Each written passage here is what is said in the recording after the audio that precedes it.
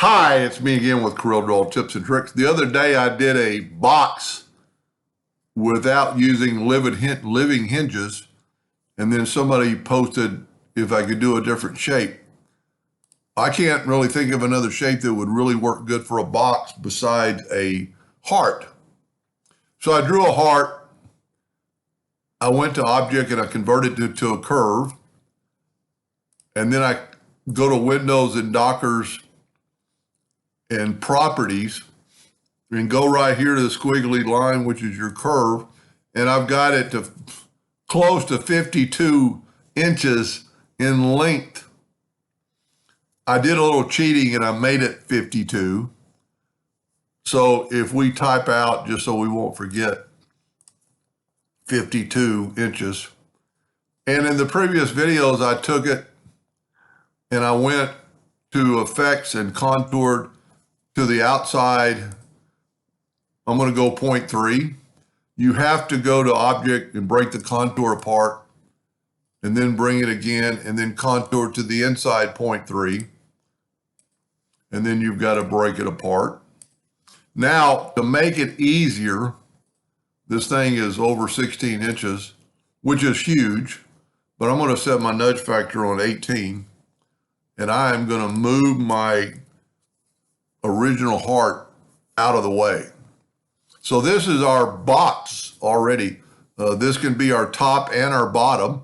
This would be our top if we cut it out. And then if we take away the middle, then that's our bottom. We're just going to leave them right there. I'm going to nudge this thing out of the way again so it won't be on the page edge. And if you didn't watch parts 1 and I don't know if I did a second one. Yeah, I think I did 2. I made our tab on our box using 1/8 inch plywood. So I'm going to go 0.125 and I'm going to unlock my ratio, which it is, and I'm going to make my tab a 1/2 inch wide. Now we've got 52 inches, so we want one of these in the center of all of them. If you do not have object to path, there's another way to do it. We're going to go fit object to path. So I've got it selected. I'm going to shift select our path and I'm going to type in 52. It takes just a second because Corel's having to do a lot of work, but don't think it's not working and then double click. So what I do like about text to path is I can take this one away. I don't need that. And you can kind of see that these are perfect. So what we're going to do, we're going to measure.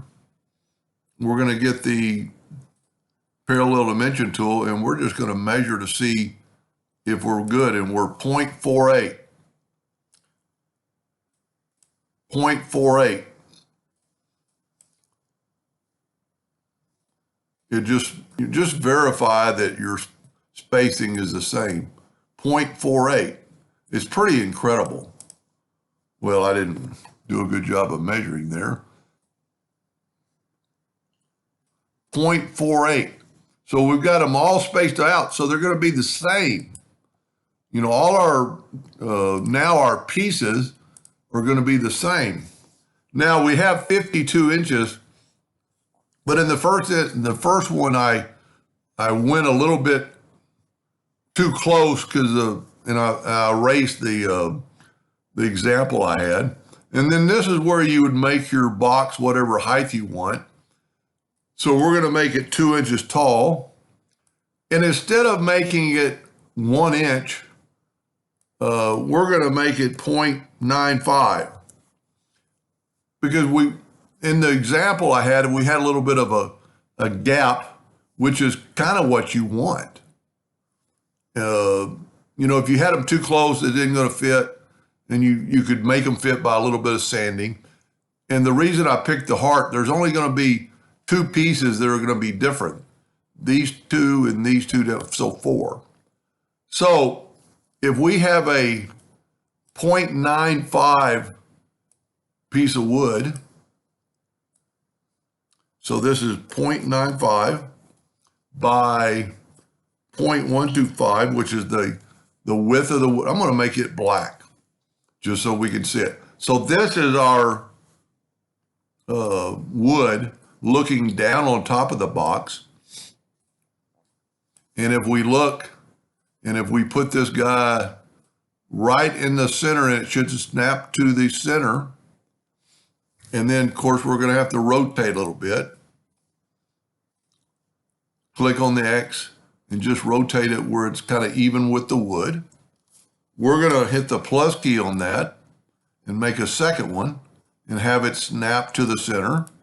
And we're going to rotate this. And there is your spacing between, it's not going to be perfect because of the fact that, you're using flat pieces of wood on a curved area. That's one reason a living hinge might work better, but I kind of like this idea. So all you would need to do is, let's take this back to 0 degrees. You would need, well, let's make our tab. So there's the exact same thing. Let me just get rid of this tab. So you will need, you need another, and I did this in another video. We're going to go 0.5 and make it 0.5 because you're going to have some kerf. It's not going to be, by the time you cut this out and cut out the hole, but we're going to make it 0.12. You know what? I'm going to make it 0.13 because that way it'll be a little bit longer to stick through, and you can always sand it off, or it's going to help you here. Now, I need to work in the center of the page. So I'm going to nudge these out of the way. I'm going to take both these and hit P. And then we're going to make the tab. If we select this and hit T, it put it to the top. Now, if you remember, this is 0.13. If we change our nudge factor to 0.13 and move this up, it's right on the line. Now we can do the same thing.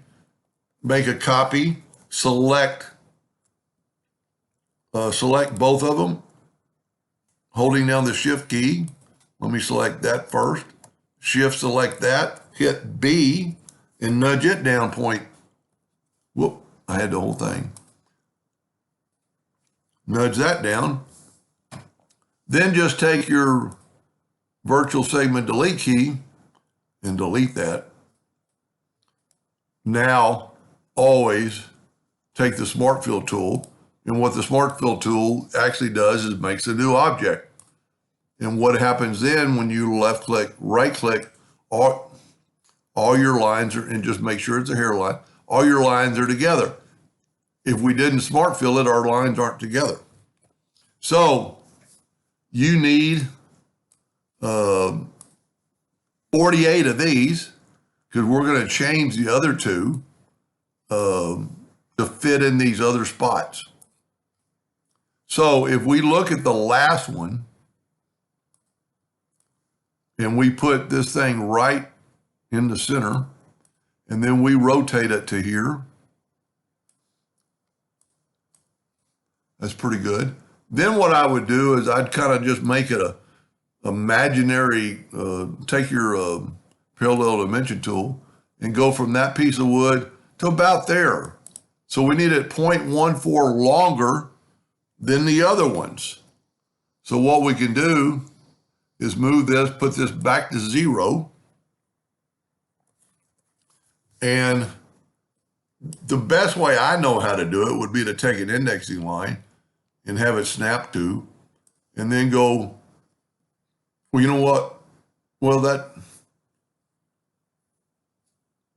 before we do that, no, it doesn't matter because we're just trying to figure out the length. Matter of fact, I don't even need to do it to this piece. I need to do it to the other piece. So what we're going to do is make a copy of this, and that's going to be your 48 of them. You need 48, and you could cut out a few extra. And then, this is going to be the bottom. So what I'm going to do is I'm going to move this over. I don't have my indexing lines turned on. Let's turn that one off. And I'm going to go 0.41. And I'm going to move this indexing line, 0.41. Now I'm going to take my shape tool and I am going to hold down the control button. Well, I don't have to do that. All I have to do is 0.41. Just nudge it over 0.41. So that you need 2 of these. So you've got 48 of these. You need 2 of these, and you'll be able to tell. You could mark them, you know, bottom and top. And then all we have to do is kind of the same thing here. These things are basically 100% equal.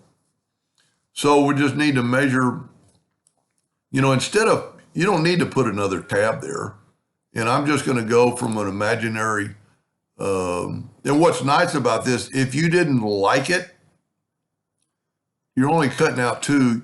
So we need this one to be 0.62 longer.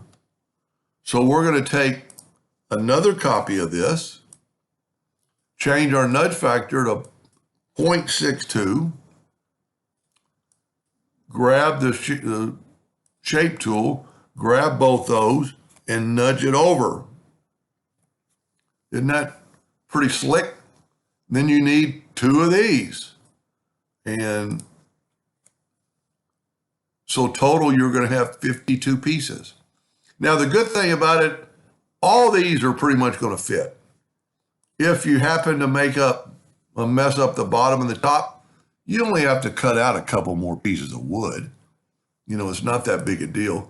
So then, well, let's go back. And if you think well, kind of messed that up, but I always start at the center of the page, and this is why. So now what I can do is basically take away our path. There's my measurement going with it. Let's get rid of the measurement. That's what was kind of slowing down my computer probably. Grab all these and group them together, Control G, and hit P. That is going to be your top. So what I would do is make both your cut lines hairline. Okay. So there's your top of your box. No, yeah, the top of the box. Then let's change our nudge factor back to 18. And let's make a duplicate of this. And then let's just take out this line. And there's your bottom. And if you could do the exact same thing with the lid that I did in either number 1 or number 2. So this is number 3, the same name. Look at number 2, or probably number 2 is where I made an insert for the lid so it wouldn't slide off. And I'm not going to go over that again. But I will almost guarantee this would work. Now, for the people that go, I don't have text to path, or I don't have object to path. I don't really remember when it came out. You could blend it. Everybody's got the blend tool. Let's take that object, hit plus, make 2 of them. Let's get rid of that one.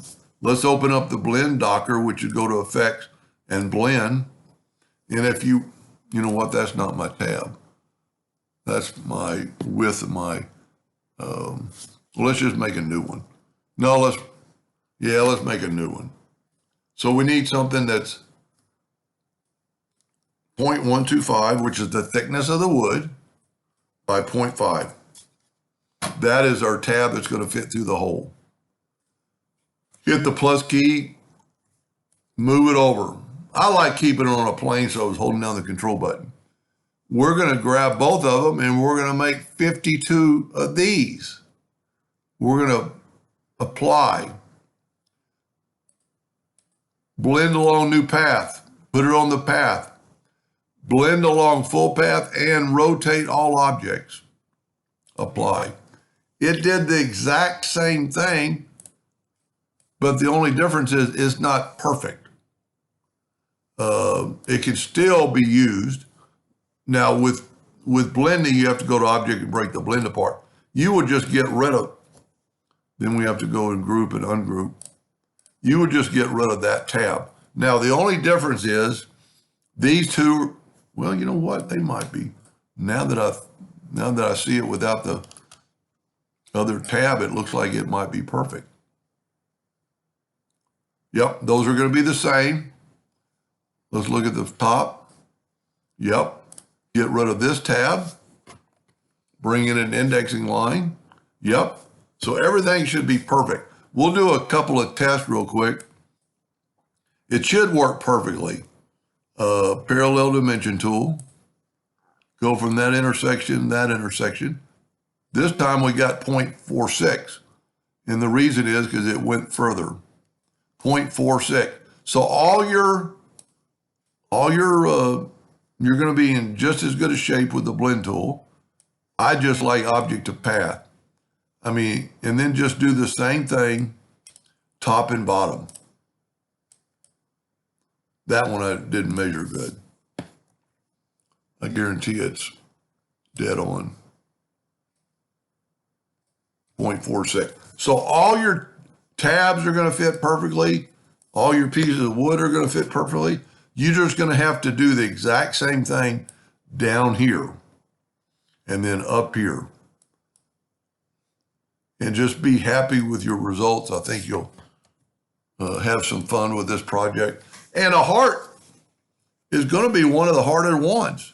So almost any shape, you know, a square would, a round one's going to be the simplest. A square one's going to be easy, you know, just a square box. You know, this is just 3 different sizes and cut out 52. And like in the previous video, this is dead wood. This is junk, trash wood after you cut it out. Let me turn off the indexing lines. So get your, you know, put your, like this one here, whoop, and cut out as many of these tabs, you know, what were we, 0.95 thick, 0.95, so set your nudge factor on 1, and Control D, Control D, Control D, Control D, and I'm not even going to try to fit as, now that one isn't going to fit, but then you could start right here, Control D. Whoop. That's one thing I don't like about control. Well, I like it, but sometimes I use the plus key because of that. That one's not going to fit. It's going to be close. As a matter of fact, if I would just move over just a hair I'm pretty sure I got all that grouped together so I can grab that and just move it over a scotch. Matter of fact, you could just hit the plus key on this one. You could probably get all 52 of these in this heart because you've still got, you could put one up here, you know, turn it at a 90-degree angle, put it up in here, put another one there. Let's take away the 48 so it won't count because I'm going to show you. Whoop, I thought I had it all grouped together. Hit the plus key on the keyboard, move that over and just delete the last 2 you can't use. I'm going to show you how you can count how many you got in there.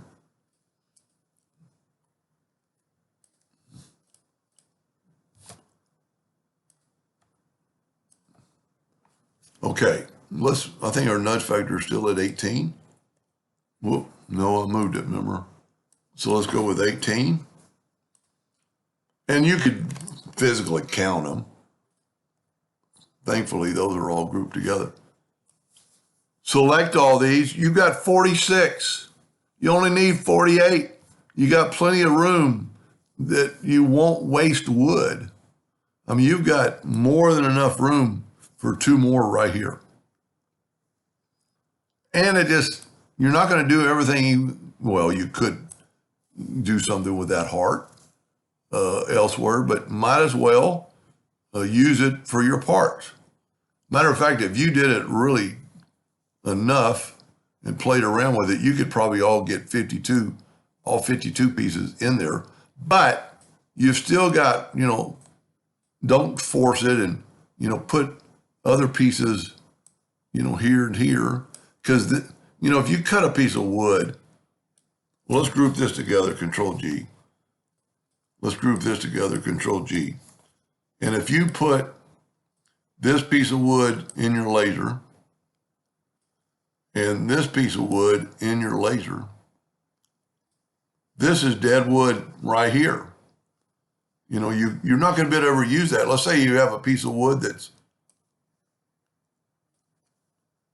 34 by 18. So you could cut that out of a piece of wood, 34 by 18.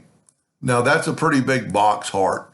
So you want to make it smaller. And if you make it smaller, you could go smaller, more pieces. And the more pieces you use, the better curve you're going to have.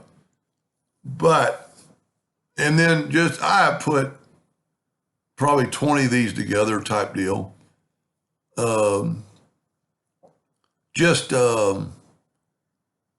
Dip or brush really lightly on your glue and start just putting, I would put these two in last.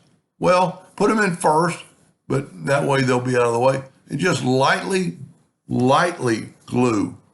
I mean, you don't want any overlap. And I would do the bottom first, kind of stand them up, and maybe get you some help to do the same thing on the top. Because it is a little bit aggravating sometimes to getting everything fit. Once you get them going, one thing that's good about, if you have them in the bottom and you do the top, you can put your fingers, inside the box and outside the box to move things around, and it'll just kind of snap around. Because this will be a pretty flimsy piece of wood. But once you glue it, and then just, I'm talking about take a glue brush and just like a little dab of glue, on the deal. And then when you press it down, you can sand or wipe that off. Anyway, this has got me inspired to cut one out. Anyway, I hope that helped that gentleman or everybody else, and thank you for watching.